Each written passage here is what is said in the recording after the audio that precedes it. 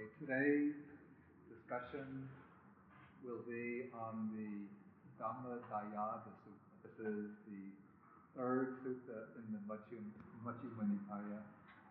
The English meaning is heirs in Dhamma. This sutta was spoken by the Buddha while he was living in Jeta's Grove at Savatthi. And according to the commentary, there is a story which lies in the background of the sutta. In the very early period of the Buddha's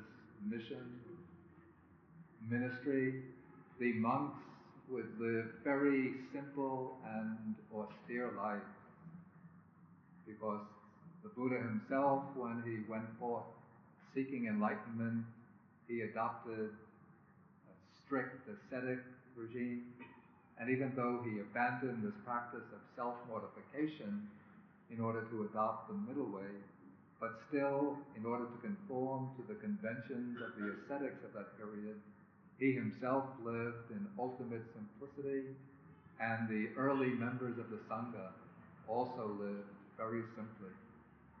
Generally, in the very early period, they didn't have big monasteries or even permanent residences. But the monks would just wander about through most of the year, except during the rainy season, staying in the open air, living at the roots of trees, living in caves under overhanging rocks. They would get their food almost exclusively by going on alms rounds, often in places where people didn't have any idea who they were, what their purpose was. And they would make their robes themselves from pieces of discarded cloth and use the barks of trees and wood from trees for dye. And so the monks were living very austerely. But as time went on and Buddhism spread amongst a large part of the population in northern India, and fixed monasteries were established, and monks took up sometimes permanent residency in the monasteries, the Sangha came to be very highly respected and venerated by the large numbers of lay people who had embraced the Buddha's teaching as upasakas and upasikas, as lay followers. And people would make offerings to the Sangha, very abundant offerings.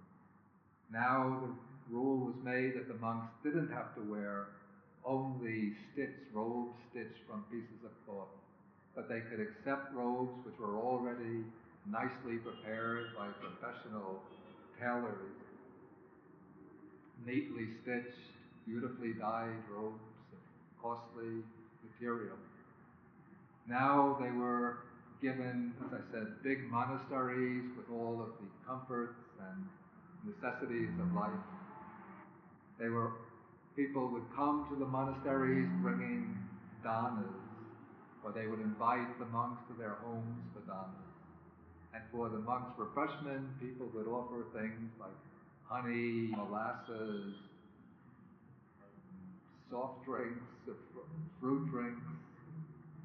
And so there was a tendency that for the monks to become lax, to become complacent, and to become attached to this fairly comfortable and enjoyable life.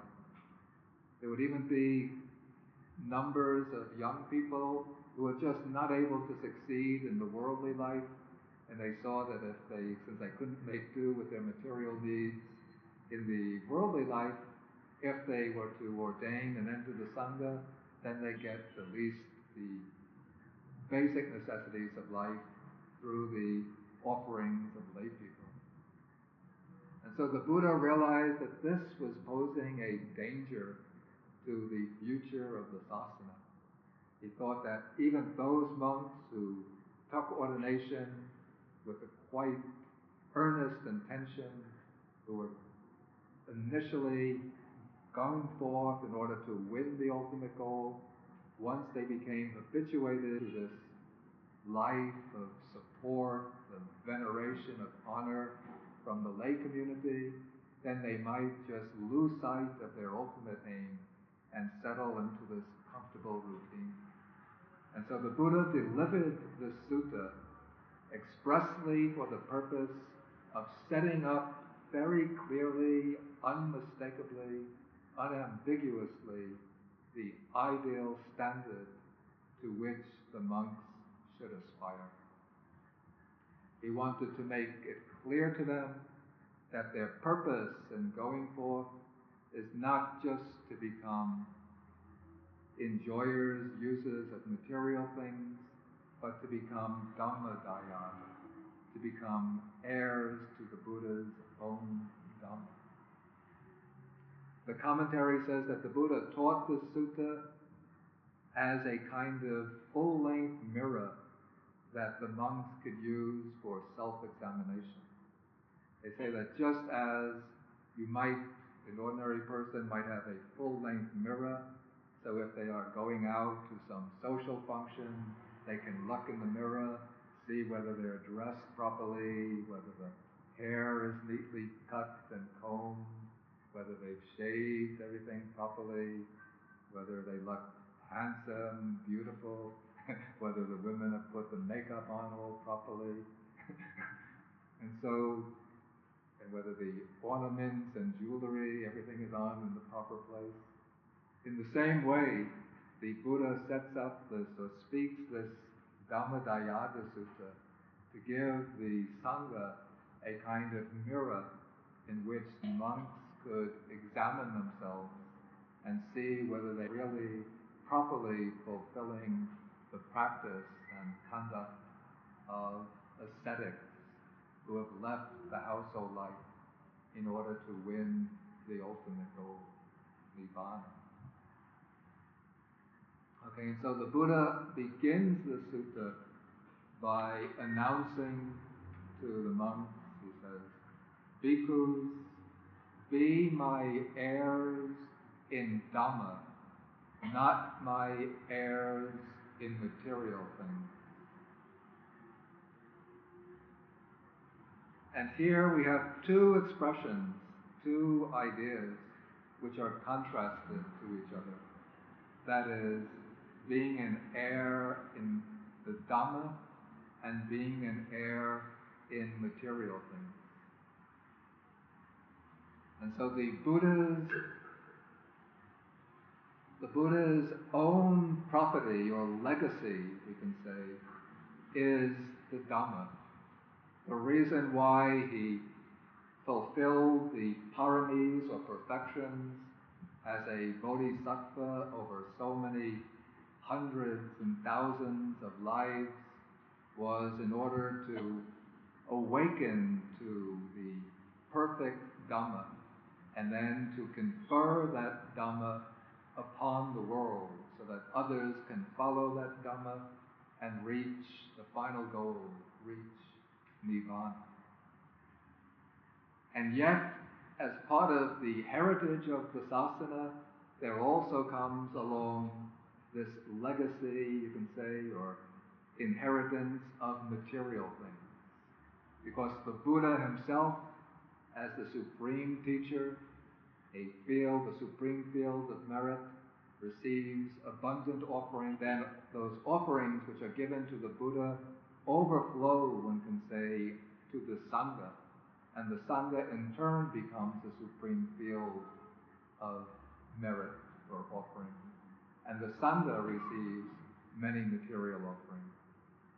And so the Buddha points out that there are these two types of legacies or inheritances which he makes accessible.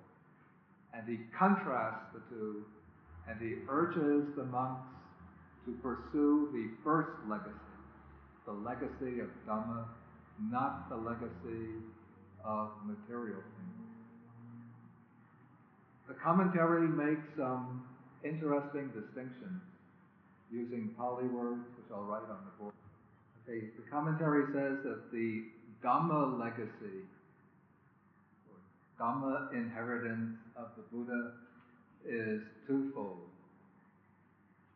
forgive me for using these Pali words, very simple once you understand them.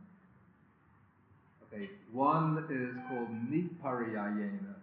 This is the ultimate, actual, real, definitive Dhamma which the Buddha passes on to the world.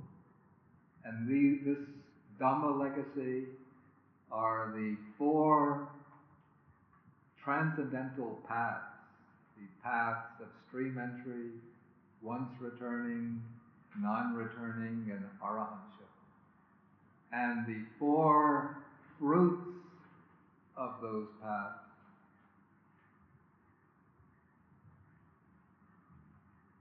and Nibbana. Nibbana, the unconditioned, the deathless element, which is reached through the four paths and fruits.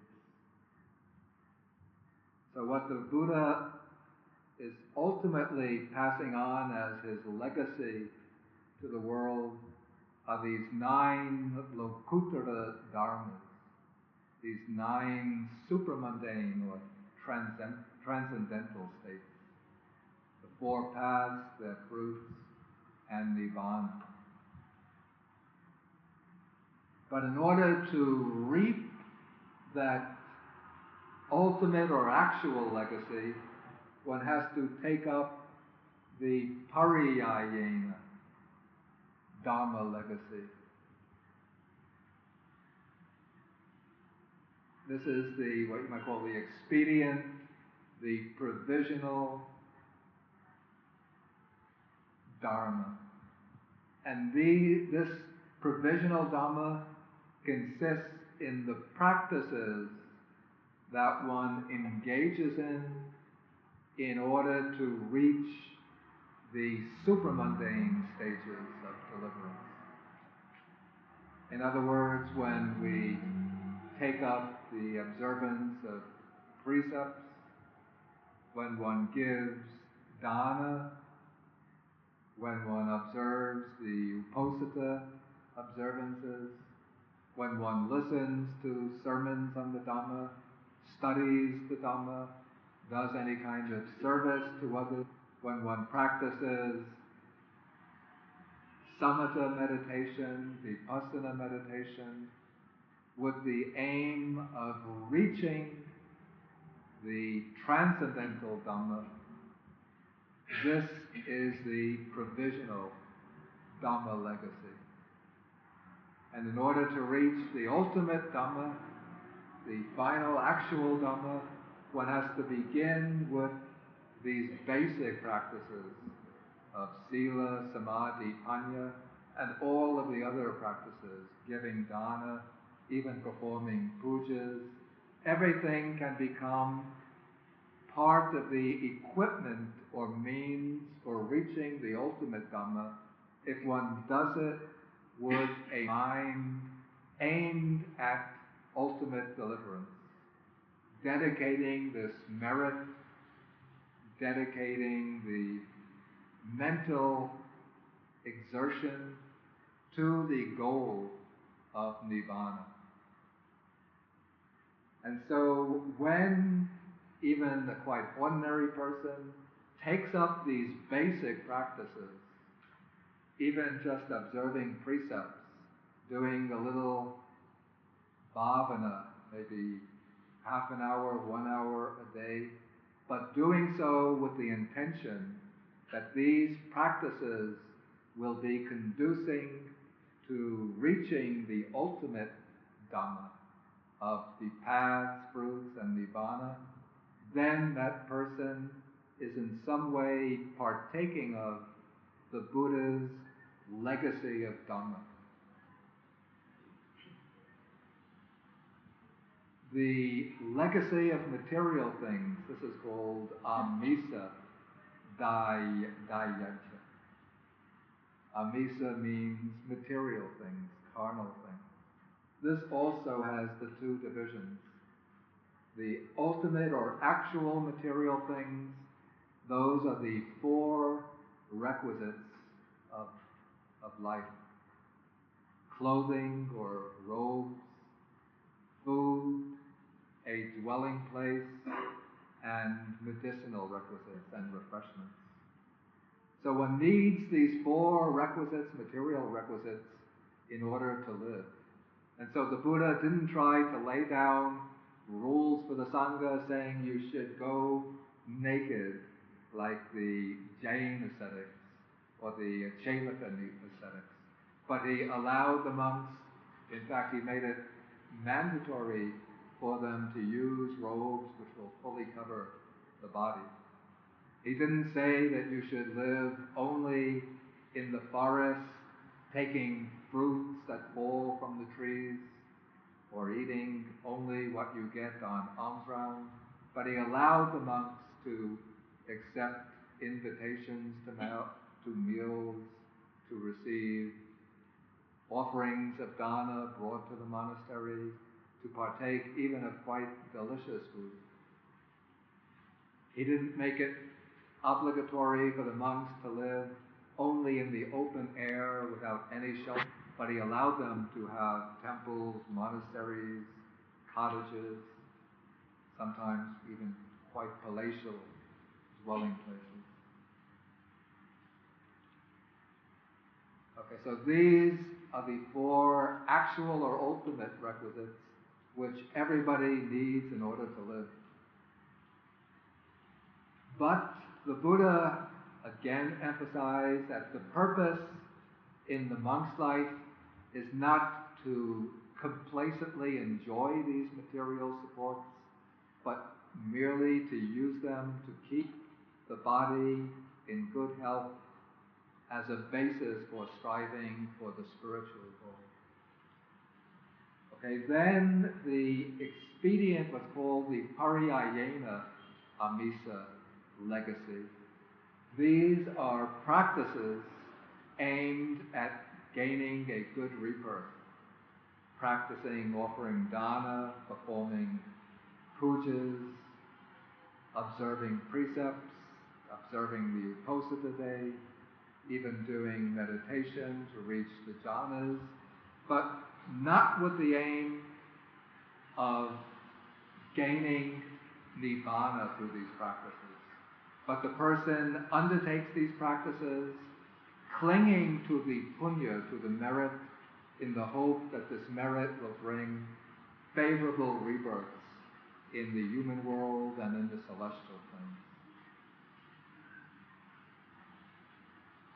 Okay, and so now the Buddha emphasizes to the monks that the purpose in leading this holy life, this brahmacharya, is to become an heir to the Dhamma.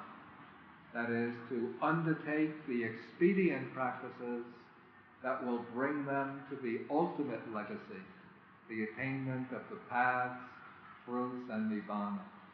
The idea of leading the holy life is not just to do good, meritorious works which will bring a favorable rebirth, or to enjoy the material requisites of robes, alms, food, dwelling place, and refreshment. Okay, so all of this is implied in that statement with which the Buddha opens the sutta, when he says, "Be my heirs in Dhamma, not my heirs in material things." Then the Buddha gives the reason why he's giving them such instruction. He says, "Out of compassion for you, I have this thought. How shall my disciples be heirs, my heirs in Dhamma, not my heirs in material things?" And here he says that his motive in giving this instruction is compassion, because he realizes as a Buddha that if the disciples become heirs in material things, just become attached to the comforts and luxuries of a well-established monk's life, then they will miss out on the supramundane Dhamma, on the attainments which will lead to the highest state of realization, to full liberation from samsara. And if they become attached to material enjoyments, then the defilements will have an opportunity to overrun their minds. They'll just be caught up in attachment and clinging, and then they can be tempted to engage in unwholesome actions which will lead them to lower states of life. Again and again in the sutta, the Buddha points out the dangers in attachment to gain, honor, and fame. In fact, there's a whole collection of short suttas in which the Buddha says that you should see all gain, honor, and fame as being dangerous, even fearful, and obstructive to liberation. Then he gives this comparison in some of these suttas. In one sutta, he says it's like a group of turtles who are living in a community, and they know that there is a certain area in the sea where the turtle hunters go in order to catch the turtles. And they teach the young turtles, when the young turtles are starting to grow up, they teach them, dears, don't go into that part of the sea. For if you go into that part of the sea, it's very dangerous. That is where the hunters go, and they will shoot you and catch you, and then you are dead. And so most of the turtles obeyed the advice of the older turtles. But there was one turtle a little bit curious, and he was wondering, oh, that water is just like this water. There couldn't be anything very dangerous in that part of the water. Let me just go and find out what's going on.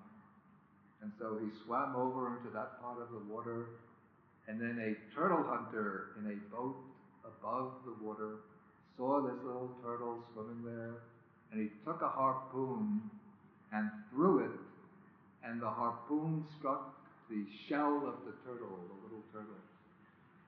But the little turtle didn't feel it. Of course, it hit the shell, not the flesh. And so the little turtle then started swimming back to the adult turtles, and the adult turtles saw him coming with the harpoon stuck in his shell and the string leading up to the top of the water. And then they said to him, "Where did you go?" And he said, "You told me about this section of the water that I shouldn't visit. And I was curious, and I just wanted to see what was there. And I found that there's nothing to be afraid of there. There's nothing dangerous. I just have this problem that when I turn around, I see something like a string following me." Then the adult turtle said, "Young one, you are caught. You have been shot. Now you are no longer one of us, but you now belong to the turtle hunter. And now the turtle hunter will do with you what he wants." In the same way, the Buddha says that when a monk becomes attached to labha, sakara, loka, that's gain, honor, and praise, then he is caught by Mara, trapped by Mara. He's fallen into the hands of Mara, and Mara can do with him what he wants. That's one way in which the Buddha emphasized the dangers in gain, honor, and praise. And there's another sutta in the same collection where the Buddha is sort of poking fun at the monk who's very proud of himself for getting many invitations to meals, to houses.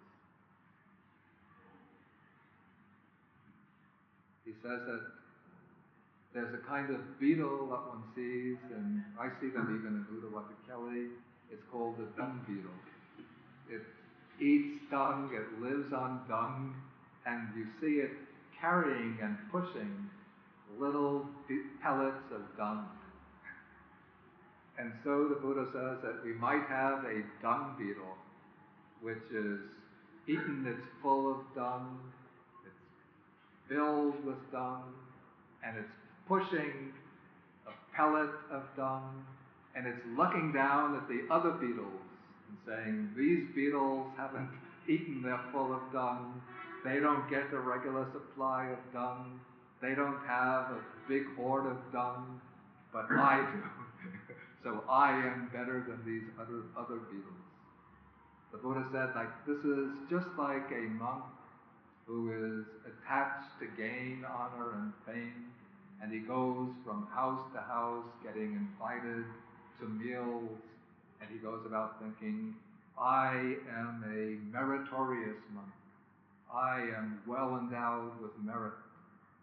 But these other monks who don't get the invitations, who don't get meals regularly, invited to meals regularly, those are of weak merit, of poor merit.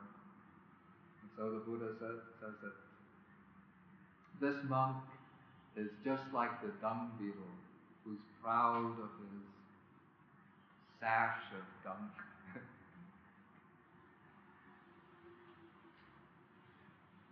Okay, so the Buddha repeatedly emphasized the adinada, the danger in gain, honor, and fame, which comes about through being attached to material things. And now the Buddha gives a reason, another reason, why the monk should not be attached to material things. He says, if you are my heirs in material things, not my heirs in Dhamma, you will be reproached thus. The master, the Sutta, the teachers, disciples, live as his heirs in material things, not as heirs in Dhamma. And I myself will be reproached thus. The teachers, disciples live as his heirs in material things, not as his heirs in Dhamma. In other words, if the monks are just concerned with their material well-being, then they will bring discredit upon themselves, because people will see them attached to material things, and they won't have any respect for the monks, and won't have any respect for the sasana, for the teaching. And also, the second reason is that people will also criticize the Buddha himself. So if the monks are to be really conscientious in wishing to preserve the good name of the Buddha, then they should be heirs in Dhamma, not heirs in material things. This is just like the case of children, young boys and girls. If people see young boys and girls who are poorly behaved, who don't have any consideration for others, who are very unruly in places where they should be quiet and restrained, who are very aggressive, say in school, bully the other children, who are very greedy and impatient, who speak loudly in groups, then people don't blame only the children. Who else do they blame? The parents. They say, what kind of mother and father do these children have? They don't teach their children any manners. They don't teach them how to be courteous. They don't teach them any respect for others. Those parents themselves must be just like their children. They must be very unmannered, very unruly, very discourteous. And so if the parents don't discipline the children properly, then the children will not behave properly. And when people seeing children behaving discourteously, rudely, impetuously, then they will blame the parents. In the same way, nowadays, when people see, if they see monks behaving improperly, then of course they don't blame the Buddha. The Buddha passed away 2,500 years ago, but they will blame the Nayakateros and the Mahateros, right? You say, why don't these Mahateras discipline the young monks properly? In the past, maybe if they're old people, we used to see the monks always were neatly shaved, always walked very quietly with their robes well, wearing the robes well. But now we see the monks going with the long hair, the robes half open, walking very noisily, chatting without any restraint, without any self-control, without any kind of inner quiet. So people form their impressions based on what they can see and observe. And so if people see the monks just in the Buddha's time indulging very luxuriously, indulging very complacently in material things, then they would blame the Buddha. In fact, one has to say that because the Buddha taught a middle path, he was already subject to severe criticism from many of his contemporary spiritual teachers. Because generally the other sects in the Buddha's time, the Jains, the Ajivakas, the naked ascetics, lived very rough, very austere lives because they believed that self-mortification and utter physical renunciation was the way to liberation. The Buddha realized that this was not the correct way, not the middle way to deliverance. And so he found a path of his own in which he made concessions to the physical needs of people. He allowed the monks to use full robes, to eat whatever alms food they need for their health, to use dwelling places, and to take refreshment. But in order to uphold the good name of the teaching, to uphold his own reputation, he also had to make sure that the monks, in their conduct, in their manner, radiated a different kind of vibration than that of people who are self-indulgent, who live enjoying material things. And so what the Buddha wanted was the monks to devote themselves to the Dhamma so that they would show by their manner, by their behavior, that they had reached some state which was transcendent to the material things of the world, even though they were making use of these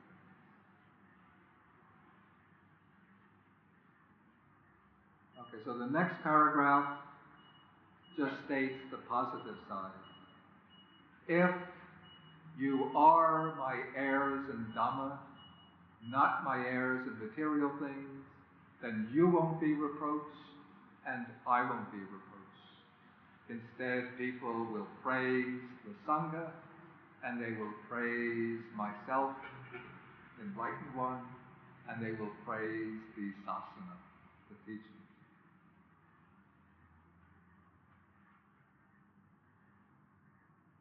Okay, now the Buddha gives an example to show the kind of attitude he wants his disciples to develop in making themselves heirs of the Dhamma. There's an example, I have to say it's a little hard to understand, but I think perhaps we have to view it against the background of the Buddha's own time. The Buddha takes a case where he himself is alone, we can suppose, and he has been offered a meal, an alms meal, and it must have been quite a sumptuous meal, since he has eaten his own food, fulfilled his own needs, and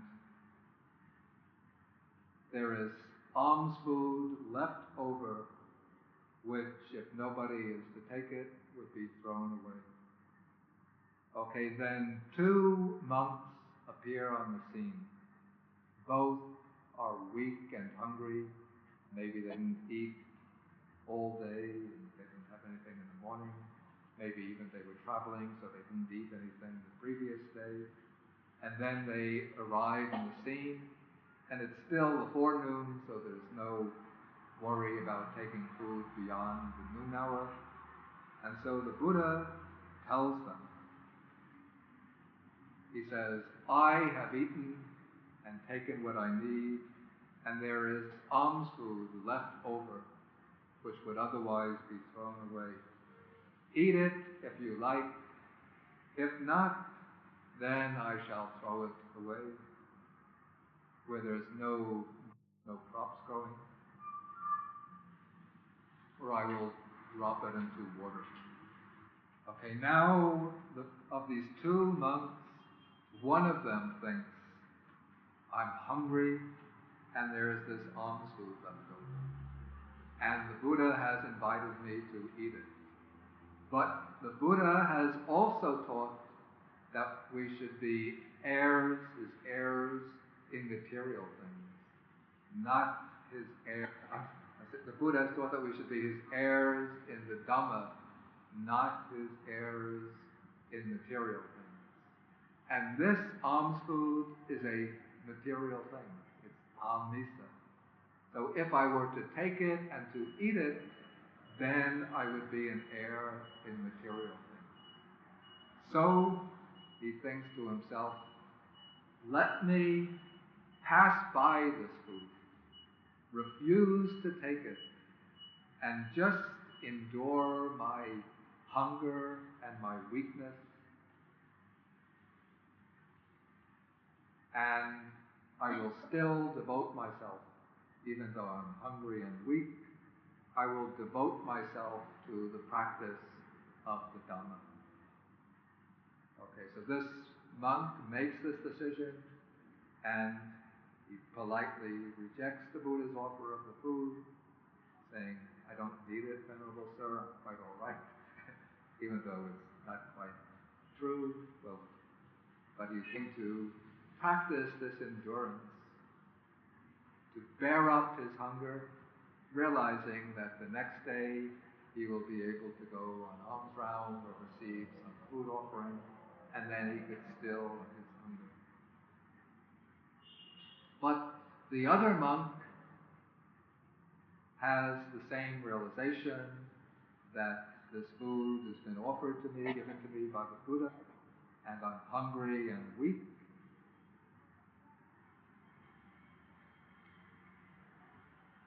But he thinks to himself, let me eat this alms food, then I will put an end to my hunger, regain my strength, and then I will pass the rest of the day, engaged in practicing the Dhamma. Okay, the second monk is not a dusila monk, not a bad, immoral monk. This food has been given to him by the Buddha, and it's within the right time, and the food is, otherwise it would be thrown away, and yet he accepts the food, eats it, and then devotes himself to the practice. Now the Buddha says, although that monk, by eating that alms food, passed the night and day neither hungry nor weak, yet the first bhikkhu is more to be respected and commended by me. That is, the Buddha prefers the monk who foregoes the meal, enduring his hunger, in order not to partake of some amisa item left by the Buddha. It seems like a rather strong. I have to say, maybe if I were in the position, I would take this food. Did it? I also. It depends on how weak and hungry I was. But anyway, the Buddha is setting up a certain ideal here, And we have to remember that the Buddha doesn't praise extreme asceticism. But this is, I think, establishing the kind of ideal that the monk should aspire to, even if they can't follow. And notice the Buddha doesn't say that the second monk should be criticized, should be rejected, should be blamed. Both are good monks, but the Buddha says the first monk is more respected and more commended by me. And why is this? Here he gives a reason. Because that decision of his will for long conduce to his fewness of wishes, contentment, effacement, easy support, and arousal of energy. Therefore, monks, be my heirs in Dhamma, not my heirs in material things. Out of compassion for you, I have thought, how shall my disciples be my heirs in Dhamma, not my heirs in material things? But the first month, by that is gaining honor. Excuse me? The first month, by restraining, is gaining honor. Yeah. Because he is a more respected one. Yeah. But that's not... Gaining honor is kind of... So he's getting more honor. No, but that's, first of all, it's not his intention in any way. That's not the purpose for which he's doing it. And also, the Buddha is saying that he himself is honoring and commending this monk. It's not like he's winning honor and fame and reputation from other people so that they will make more offerings to him. But the important thing is that it's not his motivation. Okay, here the Buddha mentions 5 important qualities, which are, we might say, important aspects, different aspects of the life of renunciation. I will write these on the board in Pali, since they're very basic virtues of monastic life. Okay, the qualities first of fewness of wishes, apicchata. I think in singular you have to use the sense. Alpechata, do you have that expression? Alpecha. It's the same thing in Pali, apicca. In the abstract, apicchata, fewness of wishes. That means not desiring many things, not desiring high quality things, beautiful things, lovely things, refined things, but just needing just the basic things, being very frugal, we can say. And that's closely aligned with the second virtue, santuti, which is contentment. Being contented with whatever one gets. Being contented with simple robes, for the monk, simple alms food, simple dwelling place, simple refreshment. And then we could jump to quality number 4, which is almost very closely related, is subharata, which means bara is a burden. And subhara means being, literally it's a good burden, but it means not being a burden on others. It means one doesn't make demands of others, doesn't impose on them, saying, I need this, I want that, please give this, please give that. But since one has few wishes and is content, then when the monk is being supported by lay people, then he is able to settle for whatever they offer and not burden them with requests for this or that special item.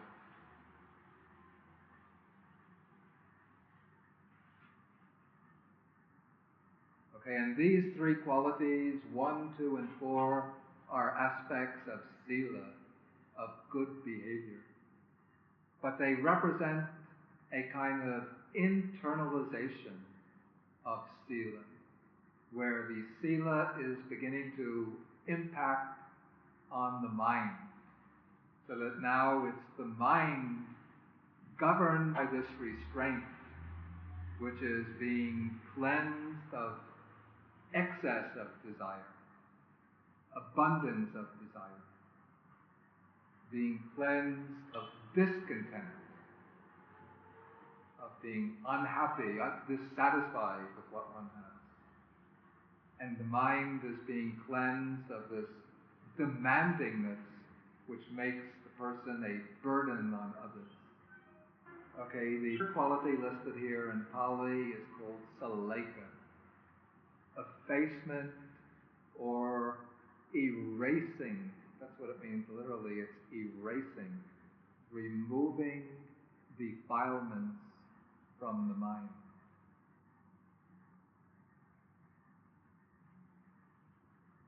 In Sutta number 8 of the Majjhima Nikaya, the Buddha deals in great detail with this topic of qualities which are to be removed, erased by 44 opposite wholesome or virtuous qualities.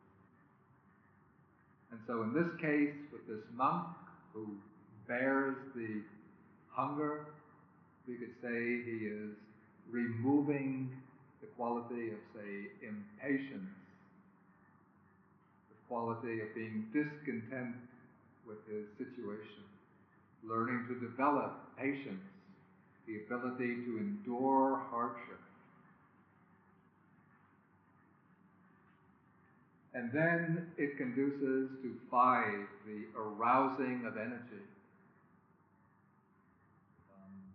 Of course, since he doesn't have food, he'll be physically weak, but he'll be stirring up his mind to bear this hardship, arousing his energy so that he can endure it without falling into self-pity, discontent, inner complaints,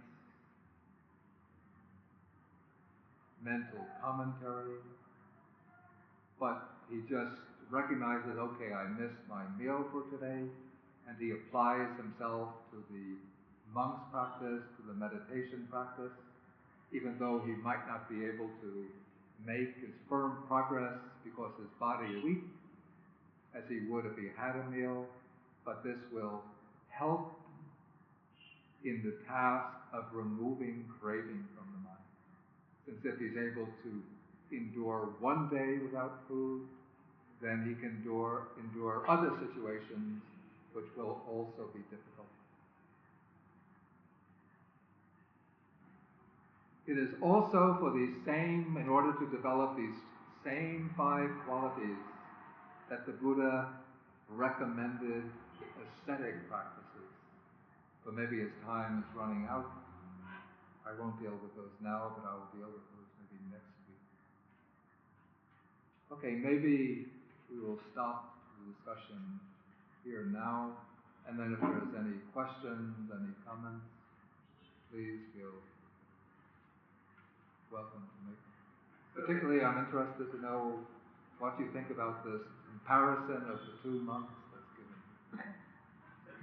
Do you have any comments? I would say that is a typical case where we have to judge it by case by case. In other words, in that particular situation, this particular judgment is correct. But when the monk is handicapped with his mind is impaired by lack of food, it is definitely not the Buddha's teaching. And I believe that this comparison between these 2 monks is far more a metaphor and a kind of picture which shows the importance of virya paramis, of the perfection of the virya. And kanti, I would say, too. Patience. Yeah, patience. Yeah, patience. And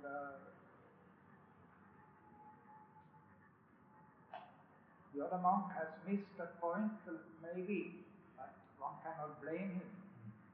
Because, and only a Buddha can make the distinction between these two monks, which one is in this particular moment the cleverer one.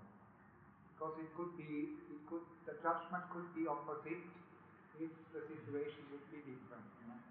So therefore, it is a very difficult thing which we have to elaborate deeply and see that we find other sources of the Buddha Dhamma which puts these contradictory event in the Sutta out, the contradiction out. Do you have any?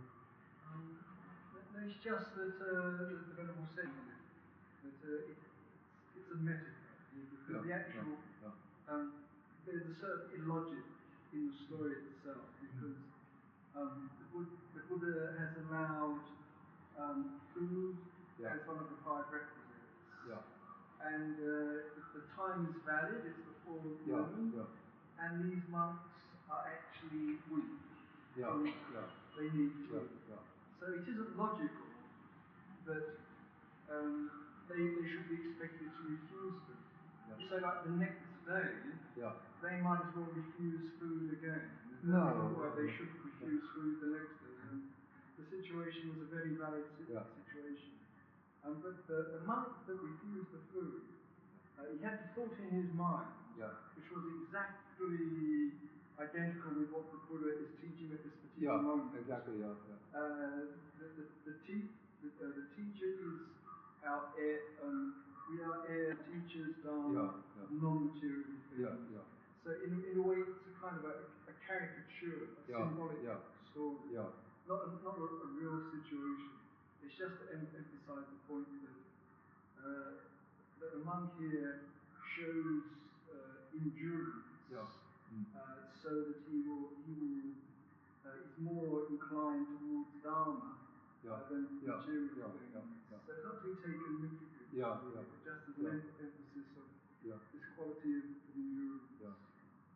It seems the first monk is taking the Buddha's words very literally, since the Buddha says, be an heir of Dhamma, don't be an heir of material things.